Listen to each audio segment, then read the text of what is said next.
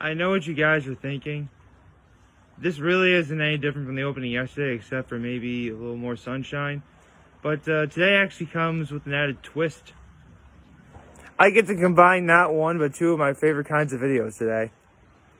Hello, good morning, and happy Sunday, everybody. So, let's see, what was my low yesterday?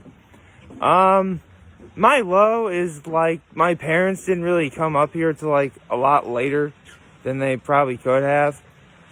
My high was we were able to enjoy a relatively relaxing dinner together.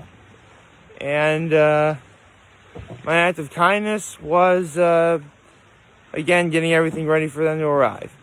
So now that's over with and taken care of, how about I get into last night's episode of Amphibia first? That's why I have the cape on right now. See? Cape. It's actually, pretty obvious it's a green towel, but I like to keep the theme, folks. What do you want me to do? So, last night's episode was Little Frog Town and Hopping Mall. Both of which are 11-minute segments. But the very ending of this episode is something I definitely need to talk about. So, first of all, it's a Hopping Mall. It starts off with the gang watching an old-timey, detective gangster movie on, Anne's phone. And Anne's like, aren't these kinds of movies the best? They're always so sad, and that way no one wins at the end. There was, just plain humor like that, but apparently, Hop Hop wants to see a friend of his named Sal, who makes really great sandwiches with a really great sauce. Meanwhile, the kids and Hop Hop and Sprig think they're going to go to, an arcade, but no, they want to see the sandwich shop. Hop Hop's like, you want to go to the arcade, don't you? Like, yeah. So they do. And before I get into the main story, basically the B plot is the three kids are waiting in line. These kids keep cutting in front of them. But, Anne, sticks up for herself in that regard. Because, kids, you shouldn't cut in line. She makes the kid cry and they end up getting banned from the arcade. But you know what? I gotta go with Anne on this one. Kids, do not cut in line, okay? I know you want to get to wherever you want to go faster, but, it's like the kids' code, man. Seriously, my generation invented some of that stuff. So, trust me, I know what I'm talking about. Anyway, Hop Hop does, all, the sort of film noir type tropes. He narrates stuff into his head. Eventually, it turns out that, because here's the thing, Sal's gone missing, and his shop is, in ruins. It turns out that Sal wasn't able to make sandwiches very well, but his sauce was great, so he wanted to bottle and sell it. And he became really famous for it. That's why you could see his sauce everywhere else. It's actually quite nice in that regard. Hold on a second. My arm's getting tired. Okay, so let's see. That was a Little Frog Town and Hopping Mall. Okay, I'm about to tell you why this might be my favorite. This might be my favorite moment of season 2 so far. Basically, Anne is thinking about getting a souvenir for her mom. And we actually get to learn a little bit more about Anne's mom, as she likes antiques, butterflies, and tea. So Anne sees this one thing at the shop, which is basically a teapot, an antique teapot that has butterfly, encrusted designs and stuff. It actually looked really nice. But it's not something you can buy, it's actually a prize in a contest that you gotta win in order to get the teapot. It turns out there's this one giant newt woman who wins this contest every single year. And, long story short, it's basically, Anne and Sprig have to work together. Oh, there's a nice little B plot where Sprig buys a staff for Ivy. And at the end of the... Well, actually, I should mention this. I swear there's an armament hockey moment from One Piece. Anyway, Black Lightning and stuff. Anyway, so eventually during the contest, Sprig breaks that staff. And then, because here's the thing, Hop Hop only gave them a budget of 2 copper pieces or whatever. And so, when the staff is broken, Sprig's like, it's okay. If it was as good as it was, it wouldn't be worth 2 copper pieces. At least that's what I'm telling myself in my head. So that was fun. So basically, Anne ends up winning the contest. And it turns out that the teapot was made by a very famous artist who was the mother of that giant newt woman who would win this contest every year. So, she wanted that item for, her mom. But so Anne, gives the newt lady the teapot, and the newt lady's daughter actually gives Anne, like, this decorative butterfly type thing with, like, sparkles and everything. It looked really nice. So, yeah, that was very sweet. And honestly, the episode could have ended there and it would have been fine. But they really take it up to the ultimate level when it comes to just satisfaction in an episode, especially in a show like this. At the end of the episode, Sprig wakes up from a nightmare.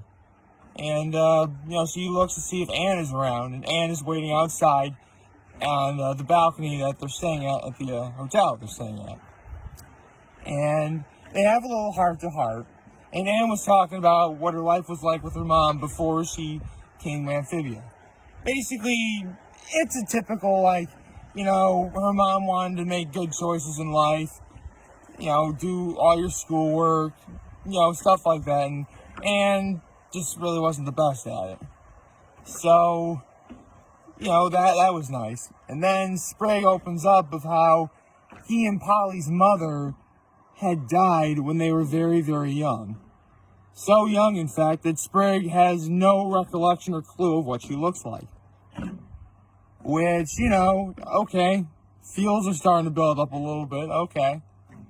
But then it takes it to the ultimate question, where Sprig asks, can you miss someone you've never met before?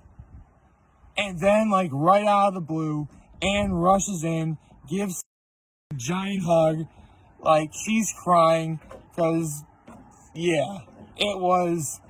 that may very well be my favorite moment in all of Season 2, probably in all of Amphibia so far, actually. So, yeah. I know these days this is probably a top 10, moments of the season of Amphibia. That actually wouldn't be a bad idea. Maybe, I'll think about that. But, all in all, it was a great episode. I'm, glad we got something new last night. There's actually going to be one more new episode next week. And then there's not going to be another new episode, at least from what I've seen, until mid-October. Where apparently there's going to be a Halloween-related episode. So, I'm excited about that, okay. I'd like to see what happens next. Got some gears. Anyway, so let's see. Right. Oh, sorry. Got NFL picks today. I wrote them down so I could bring them out here. Alright, so first game for today. The Jets versus the Bills. Yeah, the Bills were on fire last year. They went 10-6. They actually would have almost beaten the Texans if Deshaun Watson wasn't a magician of some kind. So, the Bills are going to look to take the AFC East after so many years of not being able to do so thanks to the Patriots. I think they can go far this year. So, you know what? Let's go Buffalo. All right, now, the Packers versus the Vikings. Unfortunately for the Vikings, I can't really see any major off-season acquirements that they got or anything involving that. Meanwhile, even though there's some sort of scrutiny involving the Green Bay Packers and Aaron Rodgers, Aaron Rodgers is still the QB of the Green Bay Packers, so I'm picking the Packers over the Vikings. Okay, now we get to the Eagles versus the Washington football team. I'm sorry, but do they pick anything more unimaginative? With that being said, yeah, it's once again going to be between the Cowboys and the Eagles trying to win the NFC East. Excuse me. And even though the Washington football team acquired Chase Young in the draft, who was the second overall pick, that may not be very much. Not to mention they parted ways with Adrian Peterson, which, yeah, I know Adrian Peterson's old, but, come on. He's Adrian Peterson. What are you doing? So, yeah, I'm picking the Eagles over the Washington football team. Okay, now the Browns versus the Ravens. Okay, this is going to be easy. I mean, I expect the Browns to do a little bit better this year than last year, But the Ravens are going to be on a mission to win that Super Bowl. In fact, a lot of people, even Skip Bayless, was thinking that the Ravens were going to win the Super Bowl. In fact, Shannon Sharp had a very difficult decision to make between the Ravens and the Chiefs. He ultimately picked the Chiefs, but it was close, very close. So, yeah, I'm picking the Ravens over the Browns. Sorry, Browns fans. Now, the Colts versus the Jaguars. Yeah, the Jaguars are definitely tanking probably for Trevor Lawrence or one of the other QBs coming up. Meanwhile, the Colts have Phillip Rivers, who, even on his worst day, is probably a better quarterback than anyone the Jaguars have. So, yeah, I'm picking the Colts. Let's see, the Raiders versus the Panthers. Definitely. It's going to be an interesting match to see who gets more yardage in this game. Because you have the rookie sensation Josh Jacobs on the Raiders, who actually had a pretty big year and was almost Rookie of the Year, actually. You would think that'd be great, but the Panthers have Christian McCaffrey, who a year ago was in talks of getting the MVP, as well as making number 6 on the NFL Top 100 Players list. Josh Jacobs actually made that list too, but I think he was like in the 60s, 70s, 80s. Meanwhile, Christian McCaffrey's number 6. So yeah, you know what? I'm picking the Panthers over the Raiders. That's easy. Let's see, the Bears versus the Lions. Now, as long as the Bears have Khalil Mack, you really should never count them out. But here's the thing. A healthy Matthew Stafford is 100 million times better than Mitch Trubisky. So, yeah, I'm picking. Now, actually, I don't know. Because the Bears actually acquired Nick Foles. If Mitch Trubisky starts, I'm picking the Lions. That goes without saying. But if it's Nick Foles, I'll pick the Bears. But my ultimate pick right now will be the Lions, for sure. Okay, Seahawks versus the Falcons. Pretty good matchup. Russell Wilson versus Matt Ryan. You know, one has won the MVP, and one last year almost won the MVP. But I think the Seahawks are going to pick up right up where they left off. I'm picking them over the Falcons. That was easy. Dolphins versus the Patriots. Now, this will actually be a very interesting game because, on the one hand, the Dolphins could start Ryan Fitzpatrick, who could be Fitzmagic or Fitztragic, depending on what kind of game he has. Even though they really could start the season with Tua Tagovailoa. However, if there was ever a QB that could ever go to New England after Tom Brady leaves, it's Cam Newton. I'm picking the Patriots over the Dolphins.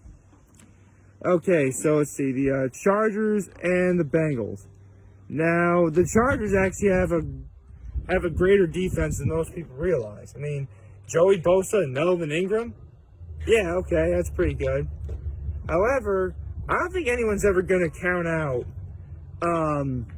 Joe Burrow in his opener. So this will be an interesting matchup. But you know what? I got faith in Joe Burrow that he's going to have a pretty good year. So you know what? I'll pick the Bengals over the Chargers.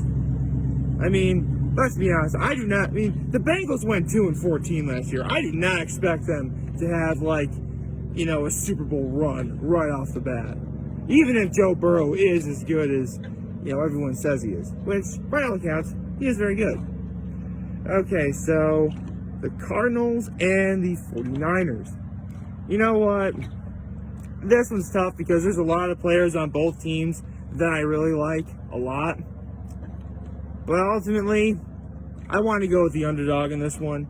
And even though Kyler Murray made Rookie of the Year last year, I think he's going to have an even better year this year. I'm picking the Cardinals over the 49ers.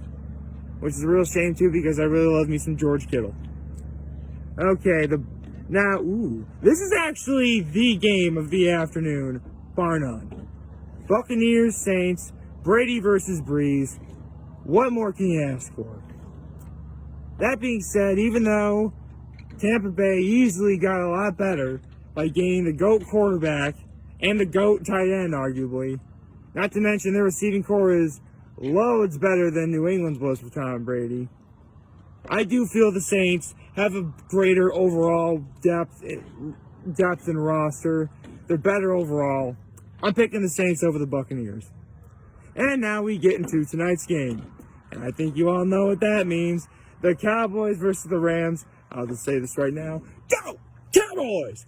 So, yeah, that was incredibly easy for me to do. So to recap, my picks for today are as follows.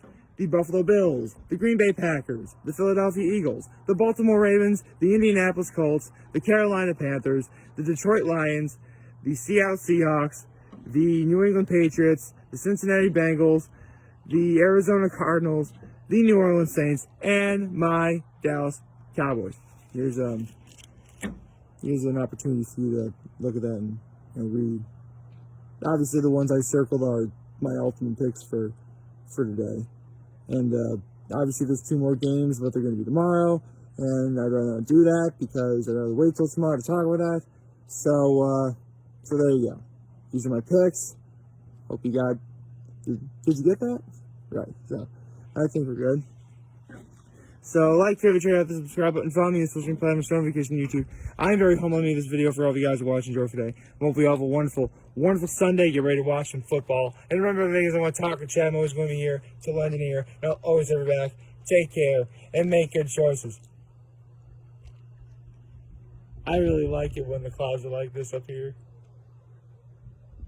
Hey, listen, it may not be like what you consider perfect up here, but I don't mind it. See ya.